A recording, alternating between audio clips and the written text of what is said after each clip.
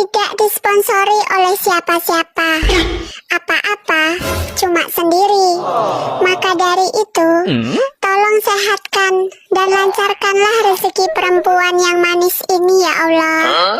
Amin.